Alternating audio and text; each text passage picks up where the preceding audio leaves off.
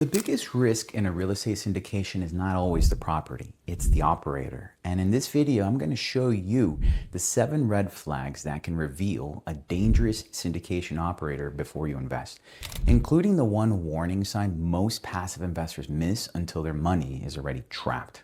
And if you've ever handed your hard-earned money to a real estate syndication operator, or you're thinking about doing it and you're not completely sure how to tell the difference between a great operator and a dangerous one, this video could potentially save you from one of the most painful financial mistakes of your life.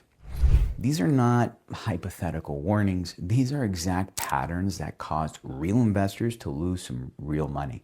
And in some cases, everything they put in recent years especially.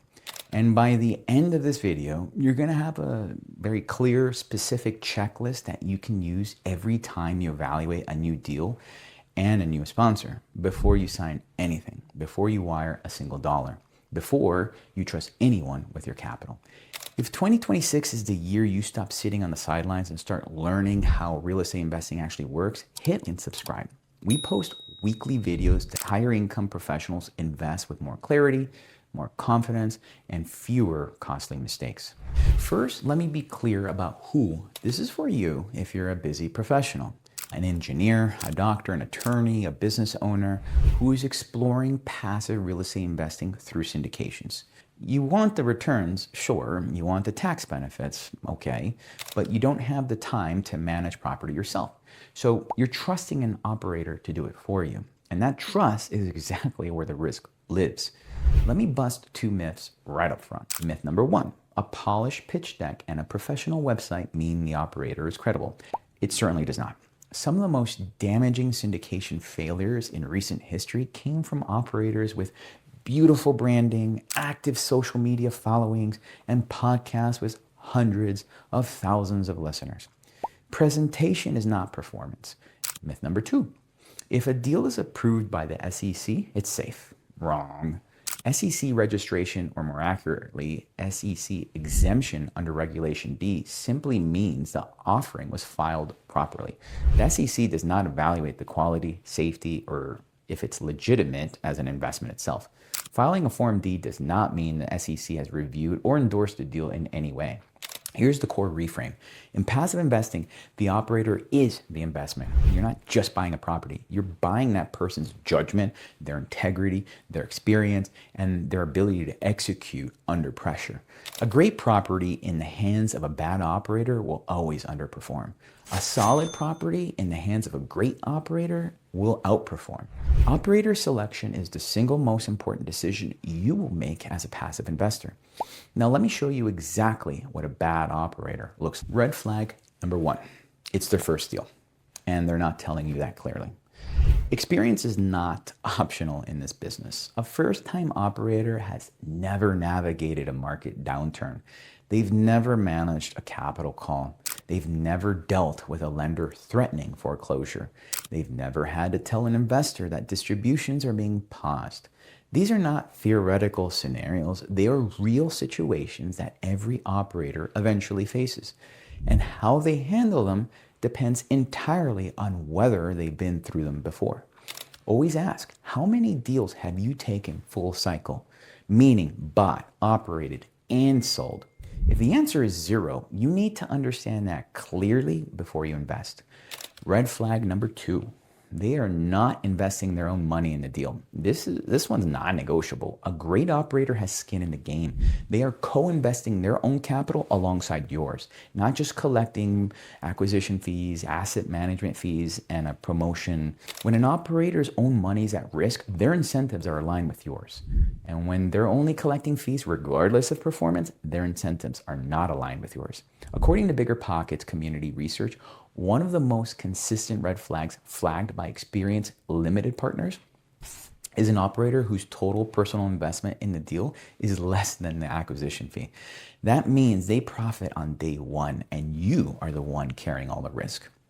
Red flag number 3, aggressive underwriting assumptions that only work in this perfect world. This was the silent killer in 2020 all the way to 2022 syndications. Operators were projecting 5 to 6% annual rent growth. They were using 3% vacancy assumptions. They were modeling exit cap rates that assumed that the market would compress further, not expand. When the market shifted, those assumptions collapsed. The deals collapsed with them. And in 2026, disciplined buyers are underwriting rent growth at 3 to 3.5% over a 5-year hold, using 7 to 8% vacancy assumptions, and modeling exit cap rates at 25 or 50 basis points above their going in rate. If a sponsor's numbers only work at peak assumptions, the deal only works if everything goes perfect. Real estate does not go perfect, ever. Red flag number 4, floating rate debt with no cap, or a rate cap that already expired. This is a specific mechanism that destroyed billions of dollars of investor capital from 2022 to 2024. Operators used short-term floating rate bridge loans to acquire properties. Interest rates were low. The plan was to renovate, stabilize, refinance into permanent debt within 2 or 3 years. Then the Federal Reserve raised rates aggressively. Debt payments doubled. Refinancing became impossible without injecting more capital. Distributions stopped. Some operators handed the keys back to the lender entirely. And according to data published in 2026, over $75 billion in multifamily loans went into special servicing during this period. The common thread in nearly every case, floating rate debt with no meaningful rate cap protection. Always ask, what type of debt is on this deal? Is it fixed or floating? If it's floating, is there a rate cap in place? When does it expire? What happens at maturity? Red flag number 5. They can't talk about their failures. This one is the most revealing question that you can ask an operator. Tell me about a deal that didn't go as planned. How did you handle it? What did you learn? A seasoned, honest operator will have an answer. They will be able to speak clearly about a mistake they made, how they communicated with the investors, and what they changed. A bad operator or an inexperienced one will either have no answer or they'll pivot immediately to their successes. According to White Coat Investors' due diligence framework, one of the most important steps is asking the sponsor to connect you with their most unsatisfied investor from a previous deal. If they refuse or if they claim they've never had an unsatisfied investor, that's a serious warning sign. Anyone who has operated through a full market cycle has had difficult moments. Transparency about those moments is a sign of integrity. Red flag number 6, poor communication. Before you invest and after. If a sponsor takes 2 weeks to return your calls or emails during the fundraising phase, when they're actively trying to get your money, imagine how they'll communicate when the deal hits a rough patch. Communication discipline is a direct reflection of operational discipline. Great operators send regular investor updates. They are transparent when things are going well and equally transparent when things are not. They don't go silent when distributions are paused. They don't bury the bad news in footnotes. According to BiggerPockets limited partner community forums, poor communication is consistently ranked as one of the top complaints from investors in underperforming deals. It's not just frustrating, it's a signal of deeper organizational problems. And red flag number 7, they're doing too many deals too fast. During the 2020 and 2022 boom, a wave of new operators raised capital at a staggering pace. Some were closing multiple deals per month. The problem is that real estate asset management is not a passive activity. Every property requires active oversight, renovation management, leasing strategy, vendor relationships, lender communication, investor reporting. When an operator is spread way too thin across too many assets, execution suffers on all of them. As one experienced BiggerPockets investor put it, in a competitive market, closing that many deals that quickly is impossible unless you're being very aggressive. And as you learned, aggressive underwriting plus thin management bandwidth is a very dangerous combination. Now, let me address the questions I know you're sitting with. How do I actually verify an operator's track record? They could just tell me anything, really. And what if I've already invested with an operator who is showing some of these red flags? Aren't all syndications risky right now after everything that's happened?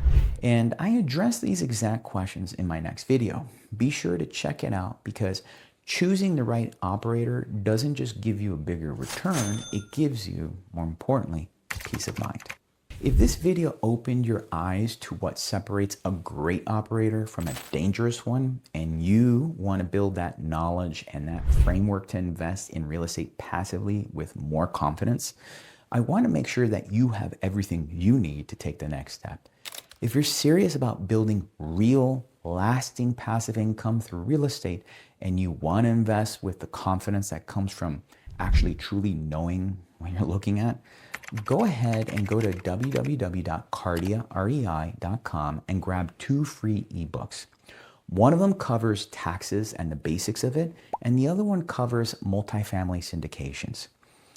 If you want to have a clear, practical foundation without any hype or pressure, you're also going to want to grab and participate in our 9-part passive investing masterclass, also free, along with the 2 books. These are things that I created for you that I honestly wish that I had on my day one years ago.